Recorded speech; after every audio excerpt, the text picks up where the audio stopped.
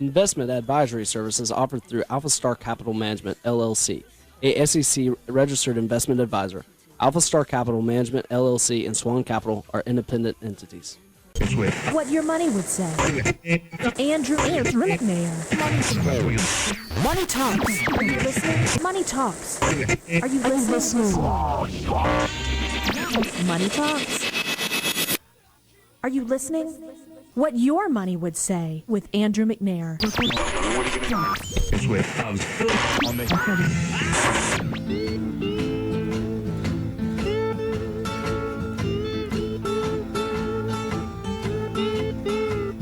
Good afternoon. Welcome to What Your Money Would Say. I'm your host, Andrew McNair, and for the next 30 minutes, every Saturday from 12:30 to 1 o'clock here on WCOA, I will be your retirement expert. My goal and my passion is to pull back the curtain on retirement planning to help give you clarity and direction in your retirement. I started SWAN-Capital and What Your Money Would Say because I believe in what SWAN stands for. Sleep well at night. And as a retiree, you've worked your entire life to get to this point. You know, you've paid into your retirement, you've donated to charity, you've put kids through college, and it's time that you retire and sleep well at night. And I'm going to talk about two topics today that I'm very excited about, and they're about retirement benefits. And these two benefits are either not known about or very least understood benefits that are out there. So we're going to split it up. Today's show, we're going to talk about veterans benefits in the first half. In the second half, we're going to talk about Social Security. Everyone knows about it, but not everyone knows how to file and when to file. And we're going to cover that today. Before I jump into that, I want to share with you that we do have some, our nonprofit, the Veteran Benefit Project, has a couple workshops coming up. We have one at Victorian Manor and one in Berry Hill Manor, which is out there in Pace. So make sure you go to swan-capital.com under the Get Educated tab, under the Upcoming Events tab, is all of our workshops that we have coming up. And don't miss our Social Security class 101. We have one class still left at UWF, and we're going to dive really deep into Social Security benefits, and we're going to take what we talk about today to the next level. So I hope you attend both of them. The topic that we're going to talk about for the first half is veterans benefits. And the veteran benefit I'm going to talk about in particular is called Veteran Aid in Attendance. It's not a new benefit.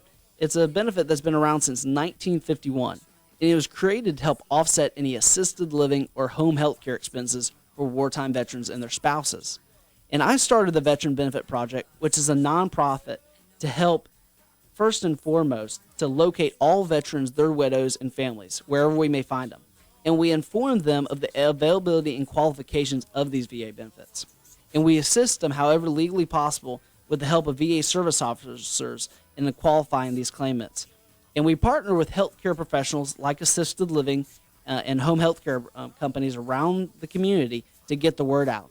Because without them, I wouldn't have the chance to do that. Now, again, I started the Veteran Benefit Project because, first and foremost, Galatians 6:10, which says, while we have opportunity, let's do good to all people. And when I first heard about this benefit, I found out that very few other people knew about it in the community. And still do. You know, we're making progress here at the Veteran Benefit Project, getting these benefits out and about to the community. But when I first approached it, I didn't know anyone else that knew about it. And then when I started helping clients' families and their parents, it kind of spread like wildfire. And we've been able to help communities from Pensacola to Mobile with these veterans benefits. And number two, for me, it's a family thing. I come from a long line of Navy. As many of your families here in Pensacola have a lot of military connection, and I believe in what the military does and their sacrifice. It's a great honor to serve. Now, I want to start off with what the VA pledge, and you can see some of these quotes at the hospitals and VA material, and it's directly from Abraham Lincoln's second inaugural address. He said, "To care for him who should have borne the battle, for his widow and for his orphan." These veterans benefits were created to help make sure that the families of veterans and the veterans retire and live with dignity. And that's very important because freedom is not free, and it comes at a price. And we want to make sure that these veterans are well taken care of after the sacrifices they've made and their families have made. And then General Omar Bradley summed it up in 1947 when he said, "We're dealing with veterans, not procedures." with their problems, not ours. And what we want to get across there is that these veterans benefits have a lot of red tape around them, and we want to try to snip that out because we want to make sure that veterans, that there's benefits out there that we want to connect the two and make sure that they get the benefits they deserve. The benefit I'm going to talk about today, the long name of it, is called Non-Service Connected Disability Improved Pension Benefit with Aid in Attendance. Say that 3 times fast, right? I call it Veteran Aid in Attendance for short. Now, if you pick up a 256-page benefit booklet at the VA or the hospital, you're going to see that this benefit only takes up 2 pages. I could talk about this benefit for hours, and it only takes up 2 pages. I think it really is a shame, and I'm going to dive a little bit deep into it for the next 12 minutes so you can get a really good idea of what this benefit does. Now, to qualify for this benefit, you have to meet a couple qualifications. The first and foremost one is you have to have been no dishonorable discharge. Luckily, I don't deal with very few that are dishonorable. Most serve very honorably, and that I don't come across that one. The second one has to do with military service. How long do you have to serve? Many families disqualify themselves from this benefit thinking, well, Andrew, that doesn't apply to me because I didn't serve more than 2 years. I didn't serve 20 years like your grandfather did. I only served 2 years.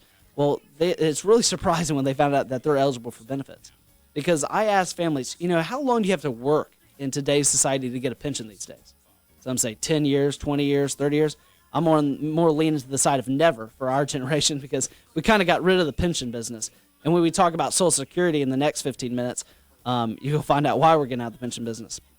But this benefit, you only have to serve in the military for 90 days active service with at least 1 day during a wartime period. So that's a lot of people. And that 1 day during a wartime period, I'm going to briefly touch on those wartime dates. But what I can tell you is we've been at war since about 1776. We constantly pick fights, so there's probably a day we can find in your service states. Now, the next one is you have to be either disabled or over age 65. Again, this benefit was designed to help pay for assisted living and home health care costs. Typically, the families I deal with are 70s, 80s, 90s. Most of your parents that you're listening out there are going to be eligible for this because at one time or another, we all will need health care. The fourth is you have to have a medical need. You have to have help with your ADLs, your activities of daily living. That would be household activities, medication management, financial management, doing laundry, transportation. You might be saying out there, well, I do that all for my parents. They, again, may be qualified for these benefits. And then the fifth, there's a financial test. Everyone's situation is different. Again, a lot of families try to disqualify themselves, saying, Andrew, I have too much money or I have too much income. There are steps that are legal, possible ways that you can get around that. But again, you should come to our workshop and learn more about it. Now, those I'm going to cover before I go on to the actual benefit you would receive from Veteran Aid in Attendance. I want to go over some really startling facts to tell you how important and how critical it is to get this information out. If you're listening right now and you say, well, this doesn't apply to me, share it with someone else because it can change people's lives. This is all these materials taken from a VA study on VA benefits. It says that nearly 2 million veterans or their widows are likely missing out on as much as $22 billion a year in pensions. That's $22 billion with a B. And what frustrates with me about this is if those $22 billion don't get spent every year on veterans, the government finds other places to spend that money. And it's called the black hole of government spending. So I believe that these funds should go to the people that it's entitled to, not just sent to some other welfare program or someone that doesn't necessarily deserve it as much.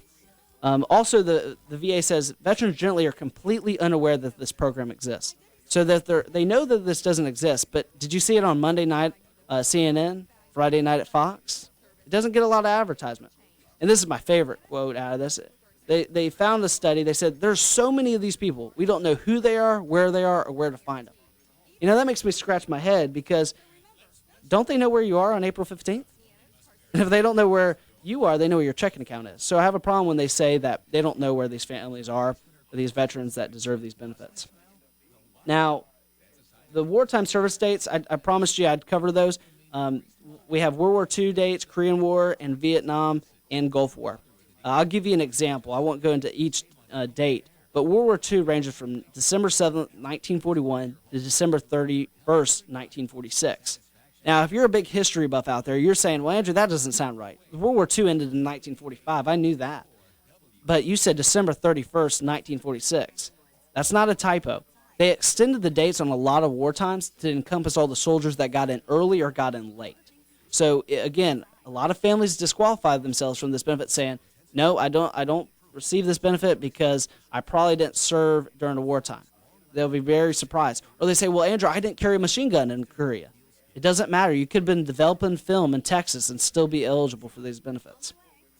Now, let's get into the nitty-gritty. What would you actually receive if you're eligible for veteran aid and attendance? This is going to really startle you if you've never heard about these benefits. If you're a veteran and you've been widowed yourself and you're no longer married or were never married, you're eligible for $20,000 a year or $1,733 a month to help pay for an assisted living or pay for home health care. If you have your father or yourself is living at a community and it costs $3,000 a month, that starts to hurt the first month. But with this benefit, if he's a veteran during a wartime, he could be eligible for $1,733 to pay almost more than half the cost of that assisted living. If you're a widow out there, you can be eligible for up to $1,113 a month or $13,000 a year. Also, if you're a veteran and your spouse is still living and you're deciding to move into assisted living or having a nurse come out to your house to help you out, you can be eligible for up to $2,053 a month or $24,000 a year. And a lot of families say, well, Andrew, that sounds great. That sounds like a lot of funds that would really help me out. But if I get this funds, I'm going to have to pay more taxes, right? This really makes me smile because this benefit's tax-free. And there's very few things that are tax-free anymore. I think if the EPA could get a hold of their air, they would tax the air too. Now, so if you're out there and you're listening, would the VA pension help ease some of your financial problems or a family member, your father, your uncle? I believe it would. See, after 3 or 4 months after receiving the benefit, it finally clicks. They say, Andrew, this is actually a pretty significant benefit that your nonprofit helped us get. It is. If you take just the veteran single benefit of $20,000 a year, you'd have to have more than $500,000 in a CD earning 4%, back in the good old days when they earned 4%, to equal that benefit. So these are huge benefits that families need to check into to see if they're eligible. Now, I have some warnings. The warning is, do not apply without trained assistance. If you don't want to use the Veteran Benefit Project, that's fine. But make sure that you find someone at the VA that understands how these benefits work. There was an article in the Pensacola News Journal that showed that a family wanted to file them by themselves. They got the forms online, and it took them 18 months before they received veterans benefits. I think that's a shame. Many families in that circumstance, they pass away before they even receive the benefits. I think that's a tragedy. So, again, you want to make sure that someone that you apply with has trained assistance, and you want to make sure you don't end up in the pills process, which is backlogged by the hundreds of thousands. So be careful when you're applying. Now, I want to give you a real good example about how this benefit can really help you out. Let's say we have a veteran and a spouse. They're both looking at going into a nice community here in Pensacola, Florida. They're looking at moving into assisted living. And let's say they have $3,000 of income. They have a little bit in Social Security. They have a little bit in pension income. And they look at an assisted living, and it's $4,000 a month for both of them to live there. So the first month, they're $1,000 negative. Luckily, John and Sue, who are my examples today, have assets. They have $40,000 in assets. Without doing any calculations, if they're $1,000 negative, they only have 40 months of income. Then they have to run out and then look for Medicaid. I want to keep people off Medicaid if I can.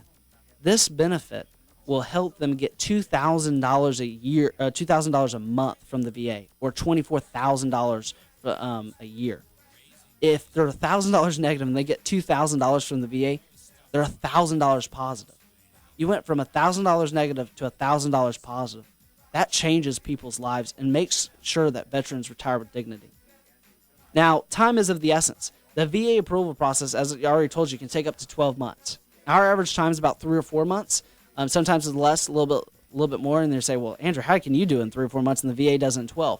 It's because we have it down to system and process.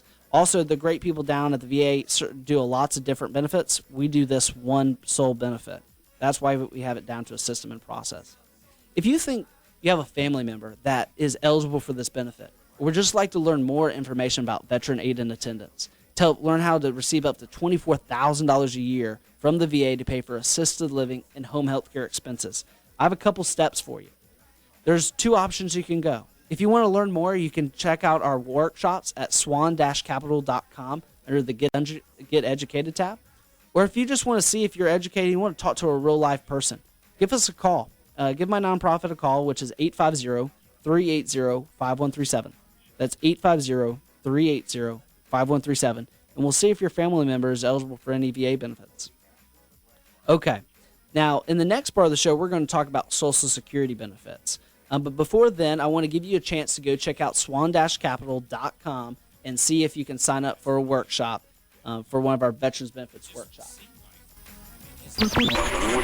What your money would say. Today's financial landscape can be rough. One of the most important aspects of planning is choosing the right guide to help you navigate the road to retirement. Andrew McNair and the team at SWAN-Capital is dedicated to providing the very best service in the retirement planning industry today. SWAN-Capital is a full-service independent wealth management firm dedicated to providing guaranteed custom income plans that you cannot outlive. Contact Andrew McNair at SWAN-Capital 850-380-9558. That's 850-380-9558. The difference between SWAN-Capital and you retire once. We help people retire every day. You should be enjoying your retirement years, not letting worry keep you up at night. SWAN-Capital. Sleep well at night. Contact Andrew McNair at SWAN-Capital 850-380-9558. That's 850-380-9558. Again, that's 850-380-9558. The Veteran Benefit Project, founded by Andrew McNair, president of SWAN-Capital, is a nonprofit organization dedicated to helping veterans and widows of veterans with long-term care expenses by qualifying for the VA's Aid and Attendance Benefit. Learn how to receive over $24,000 per year from the VA towards long-term health care. There is absolutely no fee associated with our assistance to the veteran, the widow of a veteran, their families, or any retirement community. Our goal is to preserve the dignity of the veteran and to reduce the dependency on the Medicaid system. Again, learn how to receive over $24,000 per year from the VA. Contact the Veteran Benefit Project 850-380-5137. That's 850-380-5137. 850-380-5137. Look us up on the web, veteranbenefitproject.com. At the Veteran Benefit Project, we are committed to helping you secure the benefits you deserve. Retirement expert Andrew McNair. Changing the retirement paradigm. Now back to what your money would say. Brought to you by SWAN-Capital. Welcome back. Okay, if you missed the first part of the show, we were talking about veterans benefits. And the theme of today's show is retirement benefits at large. Now, the benefit I'm going to talk about is everyone knows about, but not everyone understands, and not everyone knows what to do. And that is Social Security. And today we're going to solve the Social Security puzzle. And we always have a Social Security class. We try to do them every couple months at a local university. We had one at PSC in June, and we have one coming up in July.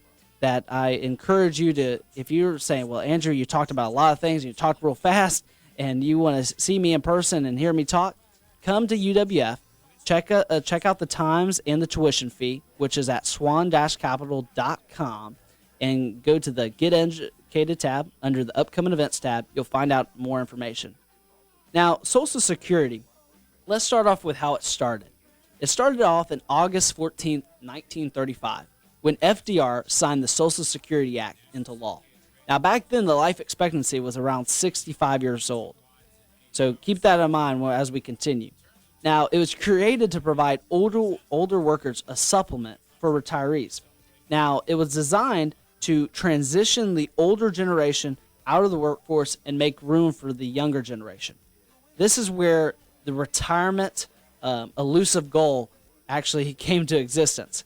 Families now said, well, I guess I got tired of working my whole life like my dad and my grandfather behind him. I think I deserve to retire, and I deserve to live 30 years without working.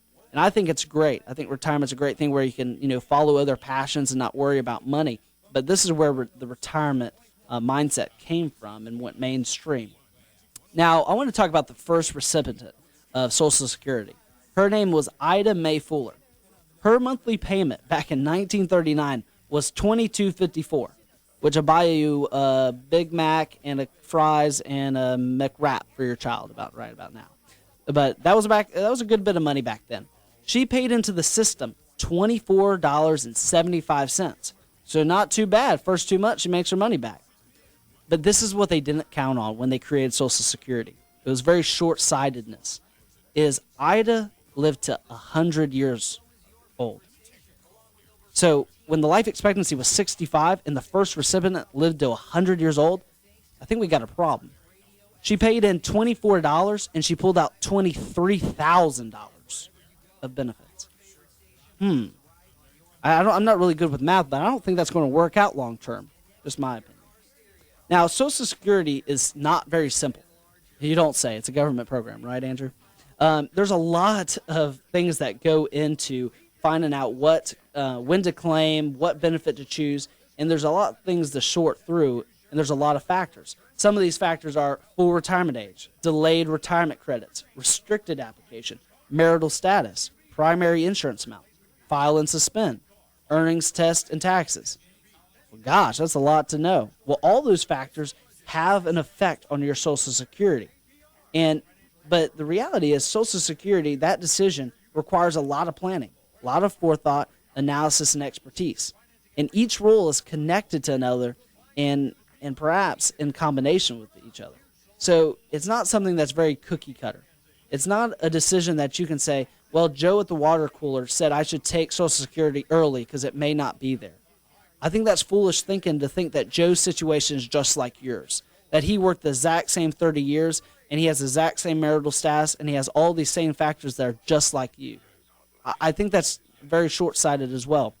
So that's why I believe in education and having someone handhold you through this huge decision, because this is a decision that you can't change. After 12 months, it's in stone. A lot of families, make this decision haphazardly, and it's a decision that can really affect your retirement. And it takes a strategy. When we think strategy, we think chess, we think football games, but when we come to Social Security, we think it's just one single decision. And there are literally hundreds of claiming combinations. But the one that fits best for you in your situation takes a lot of household factors that play a part in those benefits decisions. And getting it right is critical. As we already talked about, you're locked into these choices with little opportunity to change your mind. And you can be leaving a lot of money on the table that you're entitled. So today's show is designed to give you a little bit about the basics and consider this as you plan.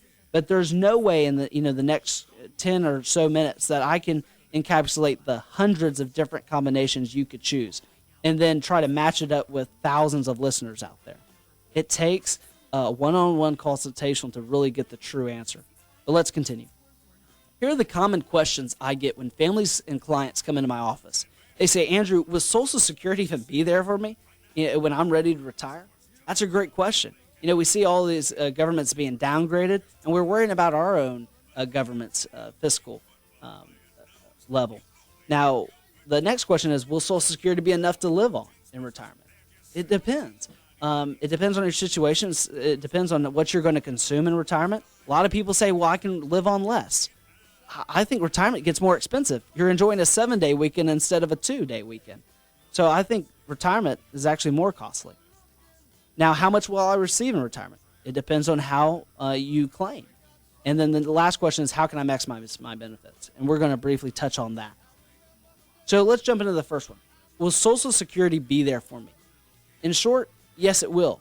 Now, how it will be there opposed to the future generations, now that's the real discrepancy.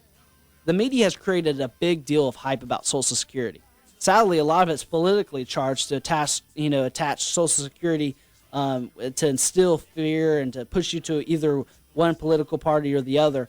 And a lot of that hype doesn't have to be warranted. This is not the first time Social Security's been in trouble, and it probably won't be the last. Greenspan Commission was formed in 1981, and we forget about that because it's almost 30 years ago, to keep the fund from going bankrupt. And according to Social Security Trustees report, we won't have to worry to this about till 2036. See, reserves are expected to grow to 3.1 trillion by the end of 2020. Then the reserves will gradually be drawn down to pay for these benefits. And by 2033, the reserves will be depleted. Now, even if they are depleted, with FICA, with the FICA taxes on these benefits, they will still be able to continue to cover 75% of people's benefits if nothing is done, which our government's pretty good procrastinators. Something will be done, but it'll probably be at the last minute, sadly. But remember that the past two changes in Social Security provided a 7 and a 17-year advanced warning, respectively.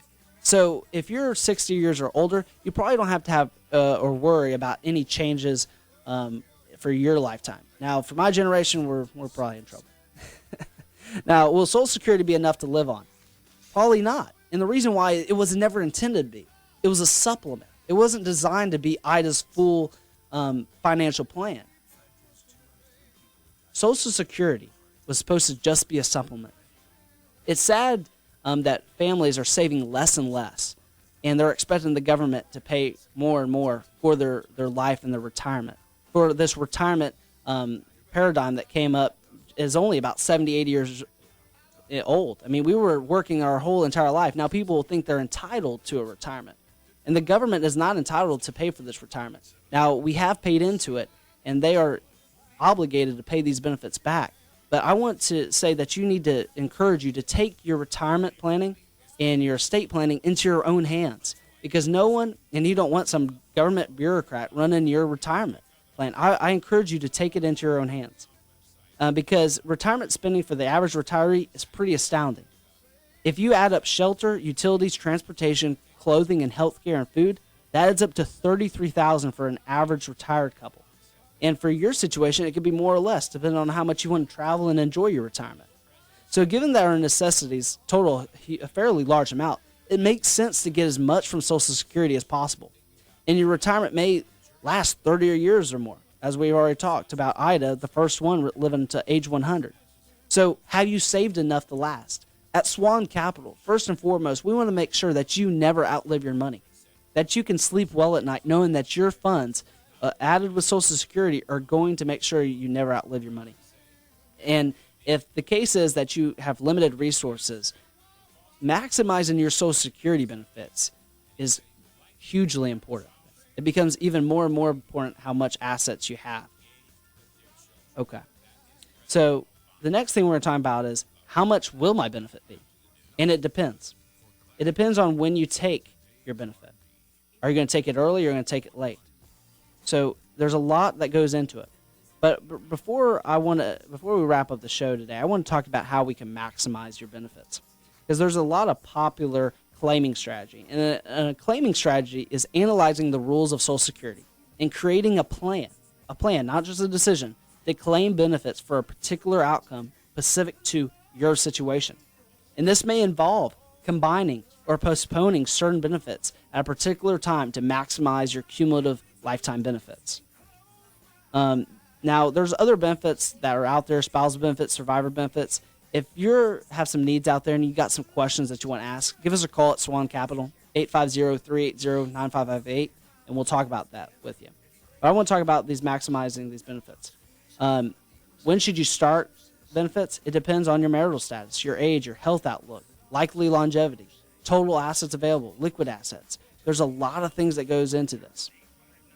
Now, claiming rules before retirement and after retirement age.